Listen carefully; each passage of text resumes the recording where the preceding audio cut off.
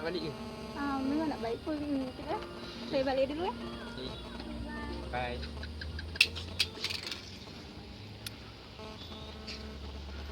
Apa ni?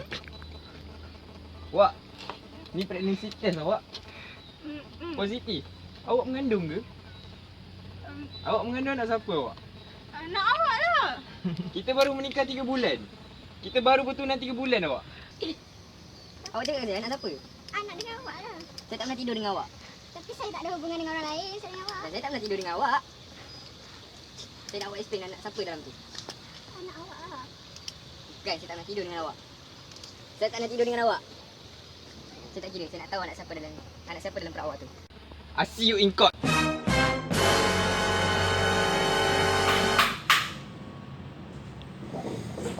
morning, ladies and gentlemen. Calling the case of Farhan Ahmad versus Syahmina. Are you both side ready? Lawyer, explain the case.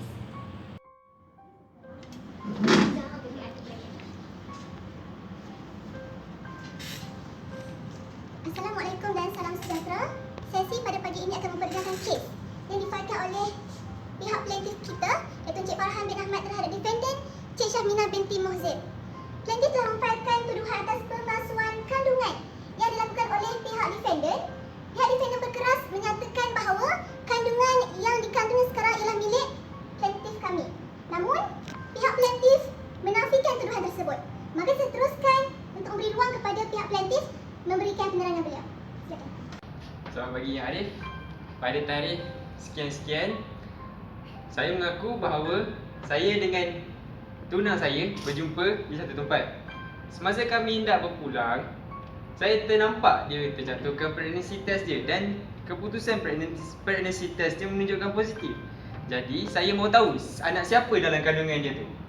Anak siapa awak mengandung? Iyalah, anak awak lah. Kita baru menikah, kita baru bertunang 3 bulan awak. Tapi saya tak ada hubungan dengan orang lain. Saya tak pernah tidur dengan awak. Silence.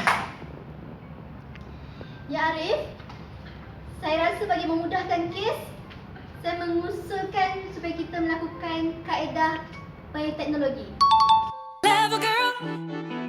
Clever girl, clever. That's a good idea. The court is adjourned until the second hearing.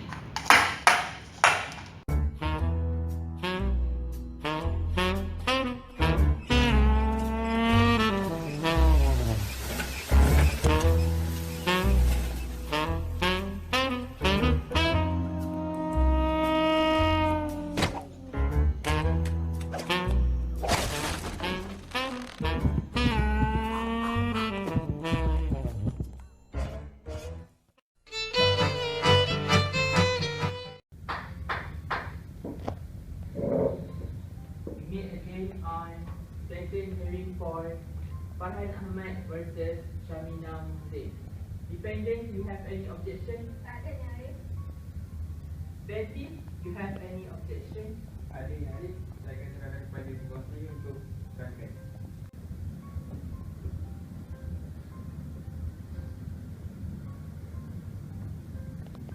Dengan izin Arif, pihak plaintiff pada hari ini akan kemukakan 2 beban bukti, iaitu kami akan bawakan seorang penuat kuasa yang akan memberi penerangan mengenai bukti yang telah beliau kenal pasti mengenai kes yang disebut pada hari ini. Maka dengan izin Arif, untuk membenarkan Chief Inspector Filza Nazirah binti Halid untuk tampil memberi penerangan beliau.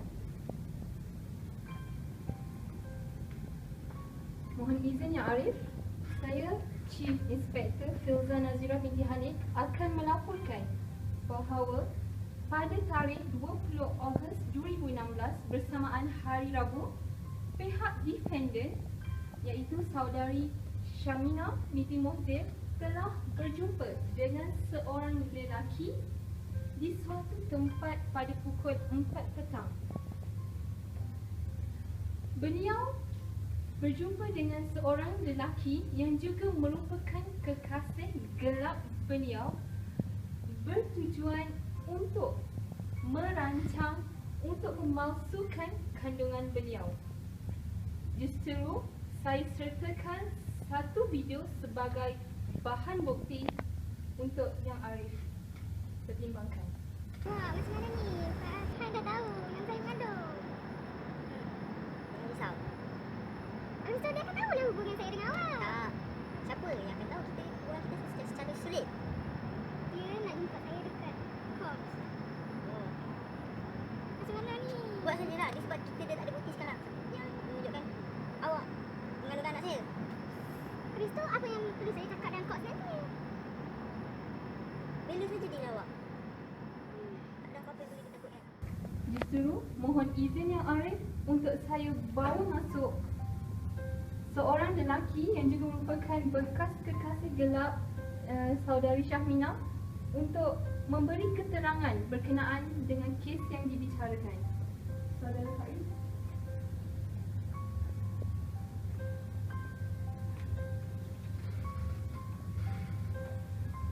Oleh itu, saya akan serahkan kembali perbincangan kes ini kepada peguam untuk sesi soal jawab. Mohon izin Yang Arif. You may proceed, lawyer. Terima kasih Yang Arif. Faiz, Benar kamu ada berjumpa dengan pihak defendant pada tarikh 20 Ogos bersamaan hari Rabu jam 4 petang yang telah dikatakan oleh pihak penguatkuasa sebentar tadi? Tidaklah. Saya sudah bekerja pada tahun itu. Macam mana kamu boleh tidak mengaku sedangkan bukti pertemuan kalian berdua telah pun dijadi rakam oleh pihak penguatkuasa kami? Apa motif jika saya bersama dengan dia? Benar kamu ada konspirasi dengan pihak defendant untuk memasukkan kandungan pihak defendant? Tidak, saya tak kenal perempuan itu. Tadi kamu kata kamu sedang bekerja pada waktu berkenaan. Lepas tu kamu kata kamu tak kenal langsung dengan pihak defendant. Mana satu yang betul sebenarnya? Ya Arif, nampaknya pesara kita pada hari ini gagal untuk menjawab soalan yang diajukan kepada beliau. Oleh itu kami di pihak pelantif mencadangkan untuk melakukan pembuktian melalui ujian DNA yang melibatkan pihak pelantif, pihak defendant dan juga suspek tertuduh. Is there any biotech expertise to carry out the experiment and solve this case? Ya, Ya Arif. Kami di pihak plaintiff telah membawakan 2 orang pakar bioteknologi untuk memberikan penerangan tentang proses pembuktian melalui ujian DNA ini. Good evening. So in order to carry out the test for solving this case, there are 2 ways associated with this prenatal paternity test, which is the amniocentesis and chorionic villus sampling, known as CVS. The process of amniocentesis is that the needle is inserted through the abdomen wall guided by the ultrasound image, and the amniotic fluid is extracted for further analysis. So this test will actually take from the 15th to the 20th week of pregnancy, and it takes only 30 minutes to carry out this test, and together with the consultation it covers up 30 minutes, and you can actually get the results of this test within 3 working days. But there is an effect on this amniocentesis test, which is the risk of it is the mom can undergo miscarriage. At first, we locate the fetus using the ultrasound machine.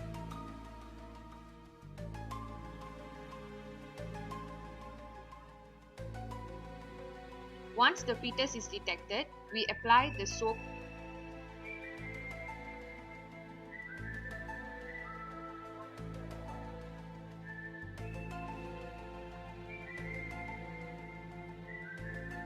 Then, the needle is injected to the fetus to extract the amniotic fluid.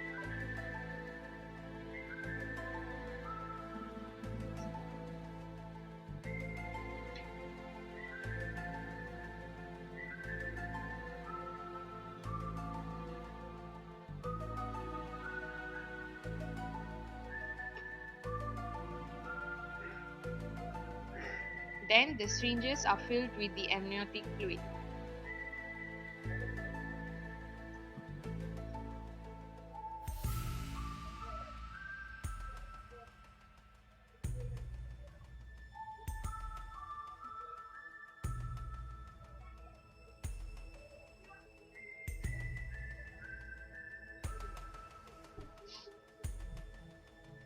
Once the extraction of fluid is done, the soap applied on the stomach is cleaned. That's about amniocentesis. We will continue with another test, which is the chorionic villus sampling. Okay, the next test will be chorionic villus sampling, which is also known as CVS. This process will be carried out in the week 10 to 13, which is 2 to 3 months of pregnancy. Since in this case that girl is pregnant 2 months, so I personally feel that this will be a best method to determine who's the father of the unborn child. Okay, this process is basically taking sample from placenta of the mother. Chorionic villus sampling is done within 10 to 14 weeks of pregnancy. The ingredient required is a sample of placenta which contain the fetal cells. Next, you have to undergo ultrasound in order to detect the size of baby and also heartbeat to locate the placenta. Two ways of doing CVS. The first way is by injecting a needle through the chorionic villus and extract the fluid. This process may cause cramp. Another way is to detect the location of baby using ultrasound and inject a plastic needle through vagina near the placenta and extract the fluid. This process may require 1 to 2 minutes. Okay, we also can carry out another test which is known as NIPP, non-invasive prenatal paternity test, and this test is the most accurate because it way of establish paternity before the baby is born. The process is state of the art, combining the latest technology and also methods of preserving and analyzing the baby's DNA found naturally in mother's bloodstream. This test requires only a sample of blood collection from the mother and also father and can be performed anytime after the 8th week of pregnancy.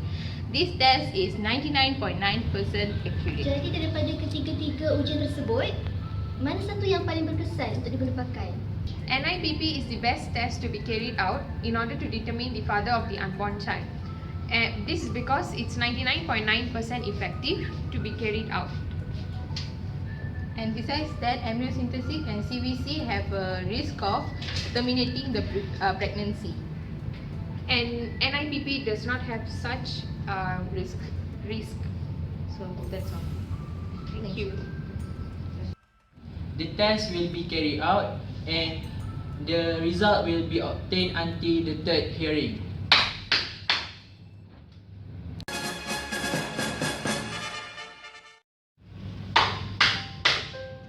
Good morning. We meet again for third hearing on Farhan Ahmad and Syahmina case. Calling for lawyer. Terima kasih Yang Arif. Terus kepada pakar bioteknologi kita. Jadi, apakah keputusan telah kita kenal pasti? Based on the samples of DNA collected from the second hearing, which is from the DNA sample from the defendant, suspect and plaintiff, we conclude that the DNA sample matches with the suspect, which means suspect is the father of unborn child. It's proven that Syahmina, and Faiz Hassan are found guilty and Farhan Ahmad is innocent.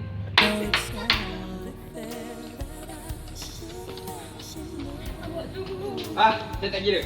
Sampai hati awak buat macam ni. Awak tak saya sayangkan awak. Saya minta maaf. Saya tak kira. Kita putus tunang. Our relationship is end. Selamat tinggal. Living is